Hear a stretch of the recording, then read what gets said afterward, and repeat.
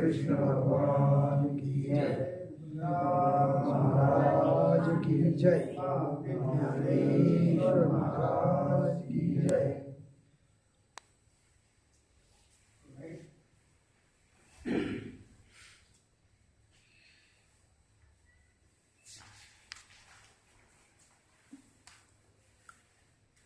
काल आपण दुसऱ्या अध्यायातली 159वी ओवी शेवटी घेतली होती. ओवी होती, तू गुणत्रयाते अव्हेरी, मी माझे हे न करी, एक आत्मसुख अंतरी विसंब क्षणी.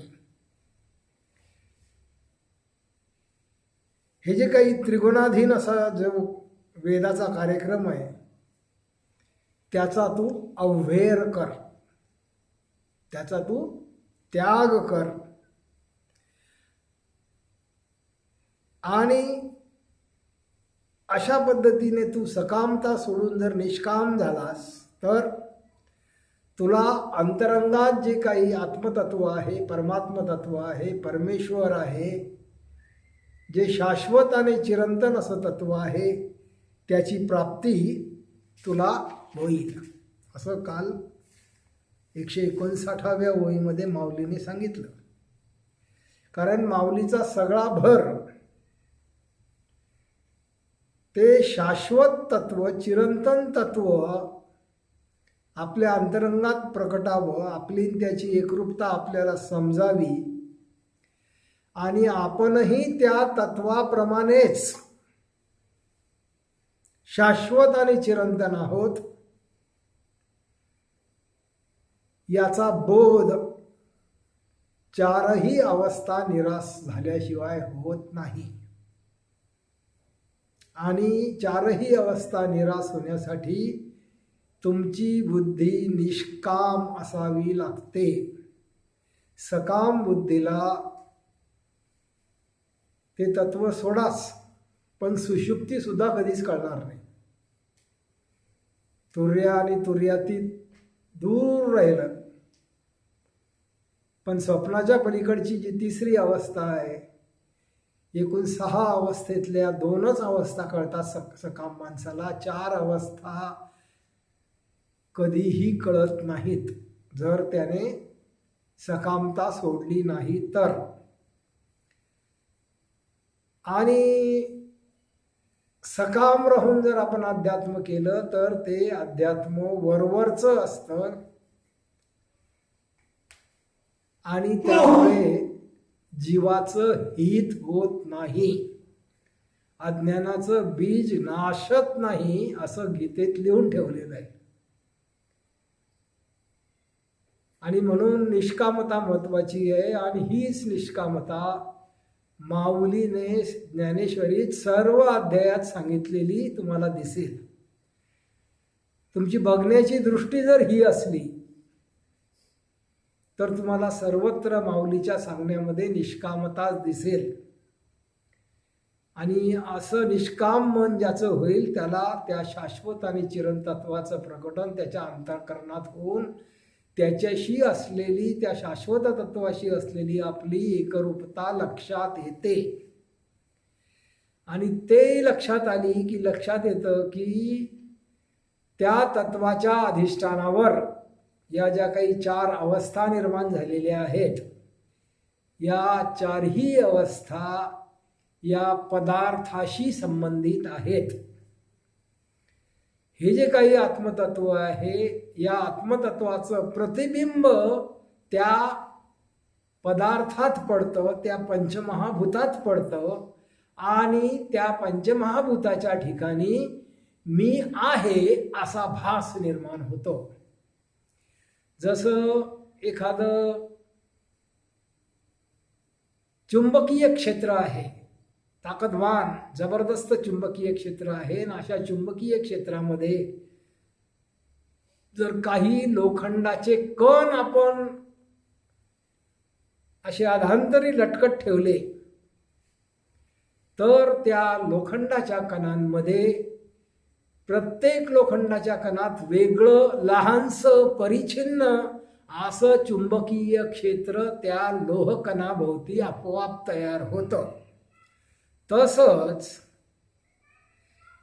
हे जे काही शाश्वत आणि चिरंतन तत्व आहे याचं प्रतिबिंब पंचभूतात पडल्यामुळे पंचभूतामध्ये मी आहे असा भाव निर्माण होतो आणि आपल्याला जे मी आहे असं वाटतं ते पंचमहाभूतांच्या एकत्रित येण्यामुळे आहे. लहानपणी पंचमहाभूत जरा कमी प्रमाणामध्ये शरीराच्या ठायी असतात, जाणीव प्रगल्भ झालेली नसते, मन परिपक्व झालेलं नसतं. अशा परिस्थितीमध्ये तिथे मीपणाची जाणीव ही अत्यंत धूसर असते. फक्त तहान भुकेपुरती, भूक लागली तहान लागली की ते रडणार बाळ, बाकी त्याच्यापेक्षा जास्त काहीही इच्छा तिथे नसतात. पण जसं जसं शरीर वाढतं ते लहानचं 2-4 किलोचं बाळ पुढे चांगलं 70-80 किलोचं होतं आणि मग तेव्हा त्याच्यामध्ये ती जी काही पंचमहाभूतांची प्रचंड अशी संख्या वाढलेली असते. या शरीराच्या ठायी असं म्हणतात की 300 अब्ज पेशी आहेत. 300 अब्ज आणि प्रत्येक पेशी हा जीव आहे. म्हणजे आपण त्या 300 पेशींच्या जीवाचं एकत्रीकरण करून जे काही प्रकट होतं ते म्हणजे आपला जीव आहे. आणि म्हणजे अशा पद्धतीने आपला जीव म्हणजे असं काहीही स्वतंत्र गोष्ट नाही, अलग थलग असा मी नाही. हा मी त्या 300 अब्ज पेशींमध्ये, प्रत्येक पेशीमध्ये मी पण आहे. त्या अतिशय छोटा आहे, तो परिच्छिन्न आहे, कारण त्या पेशी जिवंत आहेत आणि त्या पेशीमध्ये त्या शाश्वत चिरंतनाचं प्रतिबिंब पडलेलं आहे. आणि म्हणून त्या पेशी जरी पंचमहाभूतापासून बनलेल्या असल्या तरी त्या पंचमहाभूतांमध्ये जिवंत पण आभासी येते, त्याला आभासी चेतन म्हणतात. आपल्याला जो मी आहे असा भास आहे हे आभासी चेतन आहे, त्याला आपण मन असं म्हणतो. मी आहे हा भास मनामुळे आहे. मन नसलं तर मी आहे हा भास नसतो. रात्री 2 वाजता जेव्हा मन नसतं, 5 इंद्रिय झोपलेले असतात, विचार शांत, स्वप्न नाही, कोणतीच भावना नाही, कोणतंच चिंतन नाही, काहीच नाही, काहीच नाही, काहीच नाही. अशा वेळी मन नसतं आणि जेव्हा मन नसतं तेव्हा अहंकारही नसतो. अहंकार आणि मीपणा हा कुठेतरी काहीतरी विचार जागतो, काहीतरी भावना जागते, काहीतरी संवेदना जागते, काहीतरी अनुभव जागतो आणि त्याच्यासोबत मीपणा जन्माला येतो. खरं म्हणजे मीपणा ही काहीही स्वतंत्र घटना नाही, ही पंचमहाभूतांमुळे निर्माण होणारी घटना आहे. जसं शरीरामुळे सावली निर्माण होते तसं पंचमहाभूतांच्या ठायी मीपणा निर्माण होतो. खरे आपण या पंचमहाभूताशी संबंधित नाही. हे मन खोटं आहे. हे मन शोधायला गेलं तर सापडतच नाही, कारण की ते मन अस्तित्वातच नाही. तसंच हे जगही, या जगाचाही जर आपण शोध घेतला तर हे जगही अस्तित्वात नाही असाच शोध लागतो. आता जे वैज्ञानिक आहेत, सायंटिस्ट आहेत, ते शोध घेत आहेत या जगाचा, की हे जगाचा सगळ्यात लहान कण कोणता आहे. तर असे सगळे कण ते शोधत शोधत शोधत शोधत सूक्ष्म अतिसूक्ष्म अतिसूक्ष्म असे काही दुर्बिणी आणि मायक्रोस्कोप त्यांनी तयार केली आहेत की 1,00,000 पट आकार होऊन त्या दुर्बिणीमध्ये दिसतो. इतकं सूक्ष्म सूक्ष्म गोष्ट ते बघू शकतात. तिचा आकार ते 1,00,000 पटीने वाढवणारे मायक्रोस्कोप आणि दुर्बिणी त्यांच्याजवळ आहेत आणि ते त्या पदार्थाचं निरीक्षण करतात की हा सगळ्यात सूक्ष्म पदार्थ आहे तरी काय. तर असं करता करता त्यांच्या आता असं लक्षात आलं आहे की जेव्हा अतिशय हा पदार्थ याचे तुकडे करत जातो आपण, सूक्ष्म सूक्ष्म सूक्ष्म सूक्ष्म करत जातो, तेव्हा तिथे फक्त लहरी असतात, इलेक्ट्रोमॅग्नेटिक वेव्स, ज्या मोबाईलमध्ये आणि टी व्हीमध्ये असतात त्या वेव्स तिथे असतात. आणि त्या वेव्सलाही बारीक बारीक अजून त्याचं निरीक्षण करत गेलं, त्याच्या पलीकडे गेलं तर त्यांना आता असं आढळलेलं आहे की तिथे काहीच नाही, काहीच नाही असं त्या कणाचं खरं स्वरूप आहे. म्हणजे पंचमहाभूतांचं मूळ स्वरूप काहीच नाही असं आहे. कारण की पंचमहाभूत त्या काहीच नाही अशा निर्गुण निराकारातून, त्या निर्गुण निराकार त्यांचं अधिष्ठान आहे. आणि जर आपण या कणांचा शोध घेतला तर त्या अधिष्ठानाचा शोध लागतो. तसाच आपण जर आपल्या मनाचा शोध घेतला, आपल्या भावभावनांचा शोध घेतला, आपल्या विचारांचा शोध घेतला, आपल्या ठाई जे काही कल्पना असतात, संकल्प असतात, इच्छा असतात, आपल्या ठाई जे मीपणा आहे त्या मीपणाचा जर शोध घेतला तर शेवटी आपल्याही लक्षात येऊ शकतं, बिना मायक्रोस्कोप वापरता, बिना दुर्बिणी वापरता केवळ सूक्ष्म करावं लागतं आपलं निरीक्षण. आणि जे मन निर्विकल्प असतं अशाच निर्विकल्प मनाला हा शोध लागतो. सकाम मन हा शोध घेऊ शकत नाही. सकाम मनाला त्याच्या ज्या काही इच्छा आणि वासना असतात त्याच डोळ्यासमोर येतात आणि त्याच दिसतात आणि त्या स्थूल असतात, त्या काल्पनिक असतात. सगळं जग काल्पनिक आहे, हे जग खरं नाही, हे जग अस्तित्वात नाही. जसं स्वप्नाला काहीही अस्तित्व नाही तसं या जगालाही काहीही अस्तित्व नाही, या मीपणालाही काहीही अस्तित्व नाही. आणि मीपणाचं खरं स्वरूप ते निर्गुण निराकार तत्व आहे की ज्याच्यामध्ये मीपणा नाहीच, बिलकुल मीपणा नाही तिथे, पण ते काहीतरी आहे. असं असल्याची अनुभूती प्रत्येकाला आपल्या अंतरंगात येऊ शकते. पण त्याच्यासाठी मन सकाम असून चालत नाही. सकाम मनाला त्या तत्वाची अनुभूती कधीही मिळणार नाही. आणि म्हणून माऊलीने इथे निष्कामतेचं आपल्याला महत्त्व सांगितलंय. आपल्या सगळ्यांचे रस्ते चुकलेले आहेत, आपलेच नाही, हजारो वर्षापासून आपल्या पूर्वजांनी सुद्धा असंच चुकीचं काम केलेलं आहे. आणि चुकीचंच काम आज समाजामध्ये प्रस्थापित झालेलं आहे आणि चुकीच्या कामालाच मान्यता समाजामध्ये मिळालेली आहे. आणि म्हणून संपूर्ण समाज हा अज्ञानामध्ये आहे. ही गोष्ट माऊलीच्या लक्षात आली म्हणून माऊलीने आपल्यावर करुणा केली, आपली दया आली माऊलीला. आणि माऊलीने हे सर्व रहस्य अतिशय स्पष्टपणे, स्पष्ट शब्दामध्ये, त्या शब्दांमध्ये काहीही काहीही संदिग्धता नाही, निसंदिग्ध शब्द आहेत सगळे, स्पष्ट शब्द आहेत सगळे. आणि माऊलीने ते सांगितलेलं आहे इतकं स्पष्टपणे तुम्हाला क्वचितच कुठेतरी कोणीतरी सांगितलेलं असेल.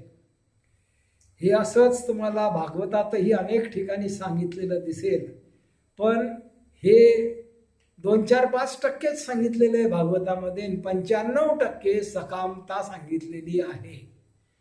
आणि 95% सकामता असल्यामुळे ही 5% जी सकामता भागवतातही सांगितली आहे ती या 95%मुळे झाकून गेलेली आहे, ही कोणालाही समजत नाही. आपण ही ज्ञानेश्वरी 5-25 वर्ष वाचलेली आहे, पण हा मुद्दा काही आपल्या हृदयात अवतीर्ण झालेला नाही आणि आपण आपली सकाम भक्ती काही सोडलेली नाही. हे इतकं मार्गदर्शन करूनही जर आपली अशी स्थिती होत असेल तर मग आपल्याला कोणीही वाचवू शकत नाही. आणि म्हणून अतिशय सूक्ष्मपणे ही ज्ञानेश्वरी वाचली पाहिजे आणि ही ज्ञानेश्वरी कोणाकडून तरी समजावून घेतली पाहिजे, ज्याला ती समजलेली असेल. आणि अशी ज्याला ज्ञानेश्वरी समजलेली असेल अशा समजलेल्या माणसाजवळ बसणं त्याला सत्संग म्हणतात. आणि असा जर सत्संग आपल्याला मिळाला तर आपल्याही बुद्धीमध्ये प्रकाश पडू शकतो, आपलंही मन बदलू शकतं, आपलाही स्वभाव बदलू शकतो आणि आपल्यालाही ज्ञान होऊ शकतं. पण जर आपल्याला सत्याची चाड असेल तर, आणि आपल्याला जर असत्याची चाड असेल, खोटेपणाची चाड असेल, दांभिकपणाची चाड असेल तर आपल्याला असा सत्संग आवडत नाही. आणि म्हणून अशा सत्संगामध्ये कोणीही येऊन बसत नाही. इथे बसायला तुमच्या मनाची तयारी लागते, खरं ऐकायला मनाची ताकद लागते आणि खरं सहन करायला सुद्धा मनाची ताकद लागते. तर हे असं सगळं माऊलीने धीटपणे 700-800 वर्षापूर्वी सांगितलं बघा. जेव्हा अत्यंत वाईट परिस्थिती होती तेव्हा माऊलीने हे सगळं समाजात सांगितलं. आणि हे सगळं असं मी ऐकलंय की माऊलीने ज्ञानेश्वरी लिहिल्यानंतर 200 वर्ष तरी कमीत कमी ही ज्ञानेश्वरी एका फडक्यात बांधून एका कोनाड्यात पडलेली होती म्हणे. कोणीही वाचत नव्हतं, कोणालाही माहिती नव्हतं, कोणीही त्याचं चिंतन करत नव्हतं, पारायण करत नव्हतं, वाचन करत नव्हतं. पण नंतर एकनाथ महाराजांनी ती ज्ञानेश्वरी प्रकाशात आणली असा अनेक कथांमध्ये उल्लेख ऐकायला मिळतो. आणि म्हणून ज्ञानेश्वरी आज निदान आपल्या समोर आहे. आणि जे काही माऊलीने लिहून ठेवलेलं आहे त्याच्यामुळे सत्याला आधार आहे, नाहीतर या जगाने सत्य ऐकलंच नसतं. आता ते माऊलीने सांगितलेलं आहे, श्रेष्ठ अशा संतांनी सांगितलेलं आहे आणि माऊलीचं म्हणणं आपल्यासाठी सुप्रीम कोर्टाचा निकाल आहे. आणि माऊलीचं म्हणणं कोणीही खोडून काढू शकत नाही, कोणाची इथे हिंमत नाही. आणि असं हे सगळं जे काही माऊलीने सांगितलं ते आपण हळूहळू ज्ञानेश्वरी वाचता वाचता समजवून घेत आहोत. आता पुढची ओवी आहे, जरी वेदे बहुत बोलिले विविध भेद सुचिले तरी आपण हित आपुले तेची घेपे.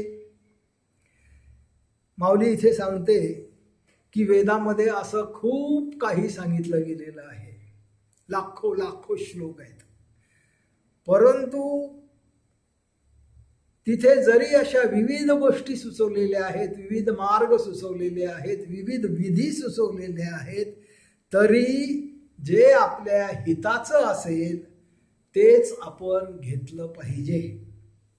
ज्याच्यामुळे आपलं अहित होईल, आपलं कल्याण होईल, आपल्याला त्या शाश्वत चिरंतन तत्वाची ओळख होणार नाही, अशा गोष्टीच्या नादी आपण लागता कामा नये. असा सार असार यांचा विचार करून तो राजहंस जसा निरक्षीर न्यायाने योग्य तेच ग्रहण करतो, तसं वेद वाचत असताना आपण योग्य तेच ग्रहण केलं पाहिजे आणि जे ग्रहण करण्यासारखं नाही त्याचा त्याग केला पाहिजे, त्याचा अव्हेर केला पाहिजे. आणि म्हणून मागच्या त्या ओळीमध्ये माऊलीने त्रिगुणाधीन असलेल्या या वेदाचा तू अव्हेर कर असं अर्जुनाला भगवंताने सांगितलेलं आहे. पुढची ओवी आहे, जैसा प्रगटलिया गभस्ती अशेष ही मार्ग दिसती तरी ते तुली हे काय चाल जती सांगे मज. जसं सूर्य उगवल्यानंतर आपल्याला आपली जी काही वाट असते त्या वाटेने जाता जाता अनेक फाटे दिसतात. काही काही ठिकाणी तर 4-4, 5-5 फाटे असतात. आणि असं जर असलं तरी आपण काही 5ही फाट्यांनी जात नसतो. आपण योग्य तोच फाटा निवडतो जिथे आपल्याला जायचं असतं तिथे. तसं भगवंत अर्जुनाला म्हणतात, तूही वेदात जरी या इतके फाटे असले तरी वेदातल्या योग्य अशा फाट्यानेच, योग्य अशा मार्गानेच तू प्रवास कर. म्हणजे ते उपनिषदांचा उल्लेख करतायत की तू उपनिषदांच्या मार्गाने जा. आणि उपनिषद जर तुला समजले तर तुझं मन निष्काम होऊन तुझं कल्याण होईल. म्हणून इथे ओवी आली आहे की जैसे प्रगटलिया गबस्ती अशेष ही मार्ग दिसते तरी ते तुले ही काय बोलजते सांगे मज. पुढची ओवी आहे, का उदकमय सकळ जरी झाहले महितळ तरी आपण घेपे केवळ आरतीच जोगे. दुसरं उदाहरण ते देत आहेत की जलप्रलय झाला, सगळी पृथ्वी उदकमय झाली, पाणीमय झाली. असं सर्वत्र पाणीच पाणी जरी असलं तरी आपण आपल्या तहानेपुरतंच पाणी त्या पाण्यातून घेत असतो. आपण काही ते सगळं पाणी घेत नाही. तसं हे अर्जुना, या वेदात जरी लाखो लाखो गोष्टी असल्या तरी फक्त जे आपल्या हिताचं आहे तेवढंच तू घ्यावं. तैसे ज्ञानी जे होती ते वेद अर्थाते विचरती मग अपेक्षित ते स्वीकारती शाश्वत जे. आणि मग भगवंत म्हणतात की हे अर्जुना, तसं जे समजदार असतात, जे ज्ञानी असतात, जे सजग असतात, जे निष्काम असतात, जे अवधानपूर्वक हे सगळं वाचतात, अवधानपूर्वक चिंतन करतात, ते जे काही आपल्या हिताचं आहे, जे काही योग्य आहे तेच स्वीकारतात, बाकीचं ते टाकून देतात. आणि असं हे तैसे ज्ञानी जे होते, असे जे समजदार आणि ज्ञानी असतात ते असं करतात. आणि म्हणून अर्जुनाला भगवंत म्हणतात की हे अर्जुना, तूही त्या ज्ञानी लोकांप्रमाणेच कर. जे तुझ्या हिताचं आहे तेच या वेदातून घे, जे तुझ्या हिताचं नाही ते तू घेऊ नकोस. त्या पुढच्या अध्यायांमध्ये जेव्हा आपलं विश्वात्मक स्वरूप दाखवलं भगवंतानी, तेव्हा अर्जुन घाबरून गेला आणि भगवंताला विनंती करतो की हे तुझं भयावह स्वरूप मला नाही पाहायचं, मला नको हे स्वरूप, मला तुझं ते चक्रधारी स्वरूप, चतुर्भुज स्वरूप तेच दाखव. आणि त्यावेळेस मग नंतर उल्लेख येतो की हे अर्जुना, तू जी ही सगुण रूपाच्या दर्शनाची मागणी केलेली आहे, ही मागणी अयोग्य आहे, चुकीची आहे, ती तुझ्या हिताची नाही. आणि म्हणून तुझ्या हिताची नाही अशी मागणी काही तू करू नको. तू या सगुण दर्शनाच्या मागे लागू नको. कारण सगुण दर्शन हे सकाम दर्शन असतं. आणि अशा सगुण आणि सकामच्या जर तू मागे लागलास तर तुला शाश्वत चिरंतन कधीही भेटणार नाही अशी जाणीव भगवंताने तेव्हाही करून दिलेली आहे. आणि वेळोवेळी ही जाणीव ज्ञानेश्वरीत अनेक ठिकाणी अर्जुनाला भगवंत करून देतात. आणि इथे